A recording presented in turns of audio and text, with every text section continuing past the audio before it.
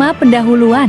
Hari ini kita akan membahas tentang kecerdasan emosional, konsep yang semakin penting dalam kehidupan sehari-hari, baik dalam hubungan pribadi maupun profesional. Kedua, apa itu kecerdasan emosional? Kecerdasan emosional adalah kemampuan untuk mengenali, memahami, dan mengelola emosi diri sendiri serta emosi orang lain. Ini meliputi kesadaran diri, pengelolaan diri, motivasi, empati, dan keterampilan sosial. Ketiga, sejarah dan tokoh penting. Konsep kecerdasan emosional mulai dikenal luas pada tahun 1995 berkat buku Daniel Goleman. Sebelumnya, psikolog seperti Howard Gardner juga memperkenalkan gagasan tentang kecerdasan interpersonal dan intrapersonal. Keempat, 5 pilar kecerdasan emosional. Kelima, self-awareness, kesadaran diri. Kesadaran diri adalah kemampuan untuk mengenali dan memahami emosi sendiri. Ini penting untuk pengambilan keputusan yang lebih baik dan hubungan yang lebih sehat. Keenam, self-regulation, pengelolaan diri.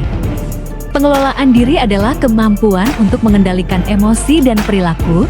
Ini membantu kita tetap tenang dalam situasi stres dan membuat keputusan yang lebih rasional. Ketujuh, motivation, motivasi. Motivasi adalah dorongan untuk mencapai tujuan. Individu dengan kecerdasan emosional tinggi biasanya lebih mampu memotivasi diri mereka sendiri dan orang lain. Kedelapan, empati. Empati adalah kemampuan untuk merasakan dan memahami emosi orang lain. Ini sangat penting dalam membangun hubungan yang kuat dan saling mendukung. Kesembilan, social skills, keterampilan sosial.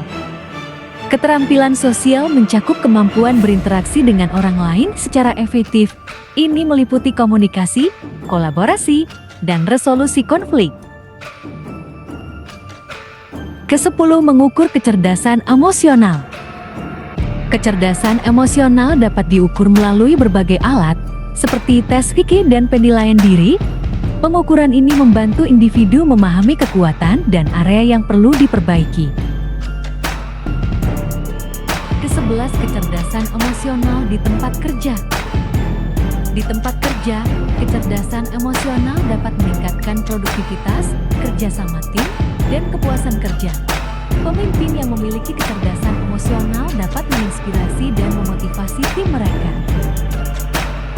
Ke-12, kecerdasan emosional dalam pendidikan. Kecerdasan emosional penting dalam pendidikan untuk membantu siswa mengelola stres dan membangun hubungan positif dengan teman sekelas dan guru.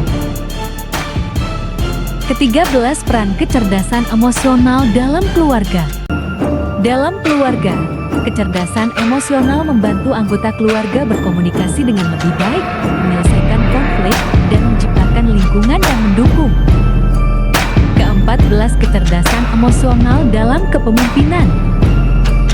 Pemimpin yang memiliki kecerdasan emosional mampu membangun kepercayaan, menginspirasi orang lain, dan menciptakan budaya kerja yang positif. Ke-15, melatih kecerdasan emosional anak. Melatih kecerdasan emosional pada anak sangat penting. Ini dapat dilakukan melalui pengajaran tentang emosi, permainan peran, dan penguatan positif. Ke-16, strategi meningkatkan kecerdasan emosional. Beberapa strategi untuk meningkatkan kecerdasan emosional meliputi refleksi diri, mindfulness, dan latihan empati. Ke-17, kecerdasan emosional dan kesehatan mental. Kecerdasan emosional yang tinggi berhubungan dengan kesehatan mental yang lebih baik. Individu yang mampu mengelola emosi cenderung mengalami stres yang lebih rendah dan kesejahteraan yang lebih baik. Ke-18, hambatan dalam mengembangkan kecerdasan emosional.